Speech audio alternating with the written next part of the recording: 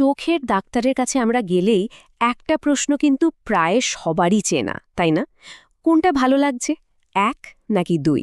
তো চলুন আজকে এই খুবই সাধারণ একটা প্রশ্নের পেছনের যে অসাধারণ বিজ্ঞানটা আছে সেটা একটু জেনে নেওয়া যাক। হ্যাঁ, ঠিক এই প্রশ্নটাই। ১ না ২?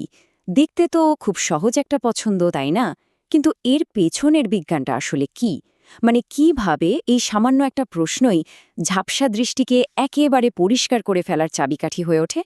চলেন এর উত্তরটা আজ খুঁজে বের করা যাক। তো আমাদের আলোচনার প্রথম পর্ব হল এই ১ না ২ এর রহস্যটা নিয়ে। আর এখানেই আমরা সেই বিশেষ যন্ত্রটার সাথে পরিচিত হব যেটা নিখুঁত দৃষ্টিশক্তিকে সত্যি সত্যি সম্ভব করে তোলে। এই পুরো রহস্যের উত্তরটা আসলে লুকিয়ে আছে একটা খুবই ইন্টারেস্টিং যন্ত্রের মধ্যে। এর নাম হলো জ্যাকসন ক্রস সিলিন্ডার, বা আমরা ছোট করে বলি জেসিসি। আর ঠিক এটা ব্যবহার করেই কিন্তু চোখের পাওয়ার একদম নিখুঁতভাবে মাপা হয়। আচ্ছা, তাহলে প্রশ্ন আসেই যে এই জ্যাকসন ক্রস সিলিন্ডার বা জেসিসি জিনিসটা আসলে কি? চলেন এই জরুরি অপটোমেট্রি যন্ত্রটার ডিজাইন আর এর আসল কাজটা কি সেটা একটু বিস্তারিতভাবে দেখে নেওয়া যাক। একদম সহজ করে বললে, জেসিসি হলো একটা স্পেশাল লেন্স। এর কাজটা কি?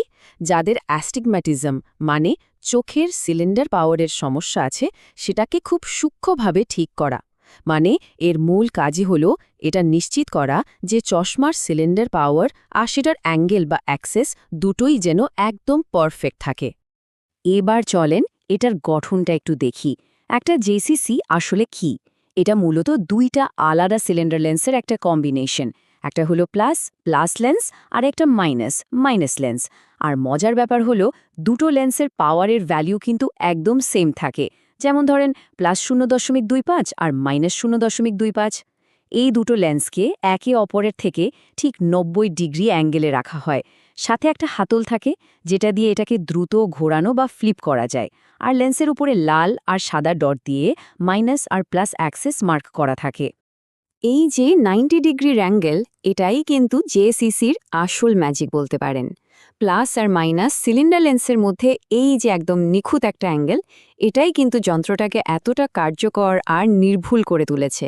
মানে পুরো ডিজাইনটাই এর উপর দাঁড়িয়ে আছে। তো যন্ত্রটা কেমন দেখতে সেটা তো বোঝা গেল। এখন চলুন দেখি এটা ব্যবহার করা হয় কিভাবে। পুরো প্রসেসটাকে কিন্তু দুটো খুব সহজ ধাপে ভাগ করে ফেলা যায়, যার মাধ্যমে দৃষ্টিকে একদম নিখুঁত করে তোলা হয়।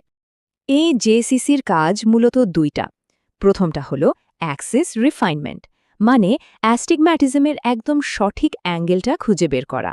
আর দ্বিতীয়টা হলো পাওয়ার রিফাইনমেন্ট, মানে পাওয়ারটা কতটা লাগবে সেই সঠিক শক্তিটা ঠিক করা। তাহলে আসেন প্রথমে প্রথম ধাপটা নিয়ে কথা বলি, অ্যাক্সেস পরীক্ষা। এই ধাপের মূল উদ্দেশ্য একটাই, লেন্সের জন্য একদম সঠিক ওরিয়েন্টেশন বা কোণটা খুঁজে বের করা। এই প্রসেসটা কিন্তু বেশ সিস্টেম্যাটিক। প্রথমে কি করা হয়, জেসিসির হাতলটাকে ট্রায়াল লেন্সের অ্যাক্সিসের সাথে অ্যালাইন করা হয়। এরপর লেন্সটাকে সামনে পেছনে ফ্লিপ করা হয়, আর করা হয় সেই চিরচেনা প্রশ্নটা, ১ নম্বর ভালো নাকি ২ নম্বর? রোগী যেটাকে বেশি পরিষ্কার বলেন, ট্রায়াল লেন্সের অ্যাক্সিসটাকে সেই দিকের লাল ডটের দিকে একটু ঘুরিয়ে দেওয়া হয়। আর এই কাজটা ততক্ষণ চলতে থাকে যতক্ষণ না দুটো পজিশনই সমান পরিষ্কার বা সমান ঝাপসা মনে হচ্ছে। তার মানে আসল লক্ষ্যটা হলো এমন একটা পয়েন্ট খুঁজে বের করা যেখানে দুটো অপশনই দেখতে একই রকম লাগে। যেই মুহূর্তে এটা হয়ে যায় তখনই ধরে নেওয়া হয় যে হ্যাঁ, সঠিক অ্যাক্সেসটা পাওয়া গেছে। বেশ, অ্যাক্সেস তো ঠিক হয়ে গেল। এরপর আমরা চলে আসি দ্বিতীয় এবং ফাইনাল ধাপে, আর সেটা হলো পাওয়ার পরীক্ষা। এই ধাপে লেন্সের পাওয়ার বা শক্তিটা ঠিক করা হয়। যেহেতু অ্যাঙ্গেল বা অ্যাক্সেসটা এখন সেট করা হয়ে গেছে, পরের কাজ হলো এটা কনফার্ম করা যে সিলিন্ডার পাওয়ারটা ঠিকঠাক আছে কিনা। মানে এটা খুব বেশিও হওয়া চলবে না, আবার কমও না, একদম সঠিক হতে হবে। এখানেও কিন্তু প্রসেসটা বেশ সোজা সাপটা।